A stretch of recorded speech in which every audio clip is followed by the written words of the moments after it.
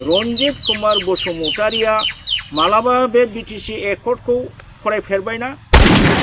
बिटिसिनि चिफ जागोन बिटिआरनि चिफ जाया होननाय रावा बेनो गहपुरसिम बर'फोरनि खौसे जानायखौ बिथाङा लुबैया।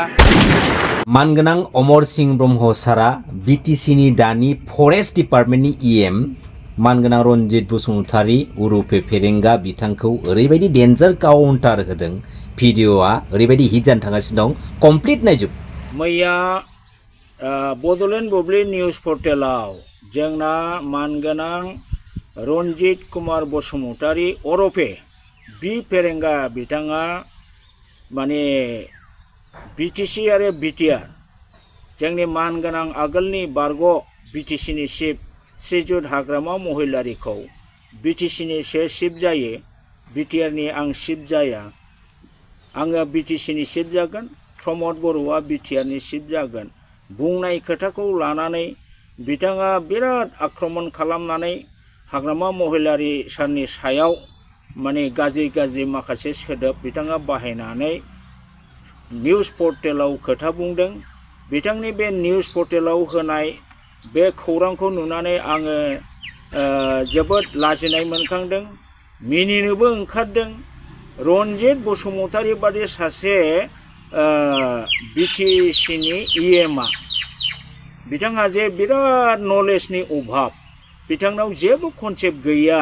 बे जिनिसखौ बे निउज पर्टेलाव मैया बुंनायनि दारै बिथाङा गावखौनो गाव सासे बिराद जाम्बा मूर्ख होननानै प्रमान होदों। आङो आसरित मोनबाय। रन्जित बसुमतारी बिथाङा सासे एमए पास मानसि, बिथाङा सासे मास्टार डिग्री हल्डार, बिथाङा बेंटल कलेजनि एसिस्टेन्ट प्रफेसर पस्टआव दंमोन, साख्रिबो मावबायमोन। बे एसिस्टेन्ट प्रफेसर साख्रि मावलायनाय सासे एमए पास मानसिया मेट्रिक पास नङा, बिए पास नङा, MA master degree Ranjit Basumatary नोंथाङा सासे एमए पास जानानै दासिमबो बे कनसेप्टआ गैया जे बिटिसिआ मा जिनिस, बिटिआरआ मा जिनिस, बेनि कनसेप्टआ नोंथांनाव दाबो जे गैया, बेखौ नोंथांनि मैयानि पर्टेल निउसाव होनाय नोंथांनि बे खुगानि बाथ्रानिफ्राय जोङो बेखौ मिथिनो मोननानै जोबोद लाजिनाय मोनखांदों। जे नोंथाङा मिथिगौना मिथिया जे बिटिसिनि नैबे बे बिटिसि एकर्ड 2003 नि 10 फेब्रुआरियाव जानाय बे बिटिसि एकर्ड बेवहाय दं होनदों The objectives of the agreements are to create autonomous self-governing body to be known as Bodoland Territorial Council within the state of Assam to provide constitutional protection under 6th schedule to the state autonomous body. So, according to BTC Accord, now later it became Act, bini mote BTCआ मोनसे self गवर्निं बडी under द provision of constitutional safeguard of 6th शेड्यूलनि अंडाराव BTCआ मोनसे अटोनोमास district council. दा नंखायनो 2003 निफ्राय दिनैसिमबो BTCआ मोनसे government council government जानानै दङ आरो नंखायनो बिनि साइन बोर्डआ बा अफिशियल नेम प्लेटआ बा अफिशियल पेडआ दाबो बड'लेण्ड टेरिटरियेल काउन्सिलनि नामैनो दङ। दा रन्जित कुमार बसुमतारिया मालाबा बे बिटिसि एकर्डखौ फरायफेरबायना? फरायाखै।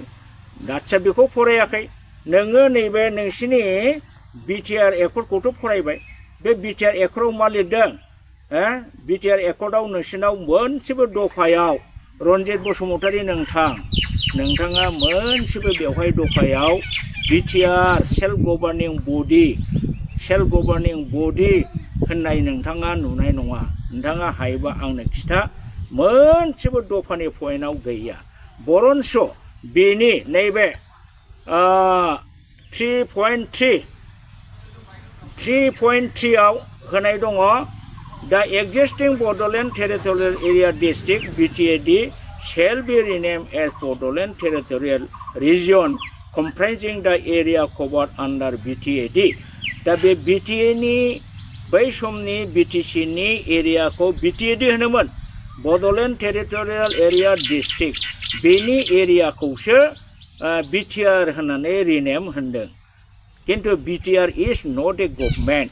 दा नोंथांमोन बादि मास्टार डिग्री हल्डार मानसिया बेफोर खोथाखौ बुजिया हजिया बिटिआर गभ होनबाय थानायखौ जों बिराद लाजियो आरो मुगैयो जे डिग्रीनि क्वालिटि गैयै जे मानसिफ्रा जे दिनै काउन्सिलनि सासे इएम जानानै दं बिनिफ्राय लाजिथाव जिनिस जेबो गैया आं बिथां रन्जित बसुमतारीखौ सोंगोन नोंथाङा बिटिसिनि इएम ना बिटिआरनि EM You, Mr. Ranjit Bosumotari, I ask you, whether you are the executive member of BTC or executive member of BTR. नोंथाङा एन्सार होनायसाय बिखाफोर दानानै बुंनायसाय जे आङो बिटिआरनि इएम नोंथाङा बिखाफोर दानानै बुंनायसाय आं बिटिसिनि इएम गभर्नमेन्टआ नोंसोरनि बे बिटिआर एग्रिमेन्ट जादोंबाबो भारत सरकार आसाम सरकार BLT जों बै जानाय जे BTC autonomous district council BTC Bodoland territorial काउन्सिलखौसो गभ होनदों आरो नंखायनो दिनै अफिसावबो बेखौनो लिरो नोंसिनि बिटिआरआ माने जास्ट एरियाखौल' बुजियो दा नोंथाङा बेखौनो दाबो बुजिनो हायाखिसै नामा जे सनितपुर बिश्वनाथ बेयो बिटिआर आरो फार्स्टनै दैसिमा बे बिटिसि बे कनसेप्टखौ नोंथाङा बोरै लानानै थाबाय थानो हाखो बोरै लानानै थाबाय थानो हाखो जुदि गहपुर सनितपुर बिश्वनाथआ जुदि बिटिआरआव हाबबायबा बियो बिटिसिनि एरिया दा नंखायनो हाग्रामाया जा बुंदों जे आङो बिटिसिनिसो चिफ जागोन येस 200% हाग्रामानि बे रावा सैथो मानोना गभर्नमेन्टआ बिटिसि सरकार बिटिसि गभर्नमेन्टसो दानि नोंथांमोनहा फैगौ सेप्टेम्बर दानाव जे इलेक्सन गेलेगोन नमिनेसन होगोन बियो बिटिआर इलेक्सन नङा नोंथाङा इलेक्सन कमिशनार अफ आसाम बा इलेक्टोरेल अफिसार अफ आसामनिफ्राय फैनाय जेला नोंथाङा नमिनेसन माने फाइल खालामगोन बेवहाय नोंथाङा नुगोन बिटिसि इलेक्सन बिटिआर इलेक्सन जिबनाव नुवा नोङो दा गभर्नमेन्टआ जिहेतुके बिटिसि काउन्सिलनिसो नों सासे इएम नंखायनो नों दिनै जुदि नोंखौनो बिटिआरनि इएम होननानै लायोबा बिनिफ्राय मुर्खतासिन जेबो गैया रन्जित नोंथां दा आं नोंखौ सानदों सासे master degree holder being the master degree holder or MA pass being the assistant professor of Bengal College नों बेखौ मानो बुजिनो हादिया नोंथ' इंराजि लेक्सार होग्रा नोङो इंराजि रोंगौ नोंथ' बुजिनांगौमोन ना दा नंखायनो आंहा नोंथांनि बे कनसेप्ट क्लियार गैयैयाव बिटिसिआ मा जिनिस बिटिआरआ मा जिनिस बिनि कनसेप्टखौ दिनैसिमबो नोङो 5 बोसोर इएम जानानै मिथियैयाव आंहा सन्देह जादों नोंथांनि बे एमए पास जानाय डिग्रीनि सार्टिफिकेटआ बेयो फल सार्टिफिकेट नामा बा नोंथाङा नकल लानानैसो एमए पास जानानै फैनाय नामा जे नोंथाङा जेबो इंराजिनि सेन्टेन्स इंराजिनि बे बिटिसिनि क्लज बिटिआरनि क्लजखौ नोङो बुजिनो हाया दा नोंथाङा बेखौसो फकास खालामनानै लादों नंखायनो आङो नोंथांनि बे डिग्रीखौ माने 2 नम्बर डिग्री बादि आङो सानो निश्चय नोंथाङा थगायनानै सार्टिफिकेट लादों आरो बिखायनो जानो हागौ आंहा सिन्था दिनै फैदों आंनि गोसोआव बेरखांफैदों नोंथांनि सार्टिफिकेट एमए पासआ निश्चय फल्स बा नोंथाङा एमए जानायनि जेबो क्वालिटि गैया नंखायनो जेब्ला बेंटल कलेजआ जेब्ला गभर्नमेन्ट जानोसै एसिस्टेन्ट प्रफेसारफोरनि पस्ट प्रिन्सिपालनि पस्ट गोबां अफिसियेल स्टाफनि पस्ट जेलानाखि डाटा होनांसिगौ बे समाव नोंथाङा कलेजनि एसिस्टेन्ट प्रफेसार पस्टखौ गारनानै नोंथाङा एनडिएफबिआव हाबैबाय कलेजआ एथ' गोबाव खाथिनानै नोङो जाथारनोसैयाव नोंथाङा बोरै गारना खारखो मा दुरबलथा दंमोन नोंथाङा मा खारन दंमोन मानो बे समावसो एनडिएफबिआव खारखो थारमाने नोंथाङा दुरबलथा दङ जे नोंनि सार्टिफिकेटआ फल्स होननानै डिटेक्ट जागोन अब्ला आं एरेस्ट जागोन एथ' गोबाव एसिस्टेन्ट प्रफेसर हिसाबै आङो मिथिजाबाय खामानि मावबोबाय दा बे हिसाबै बे माबाखौ नोंथाङा गिनानै NDBO खालामदों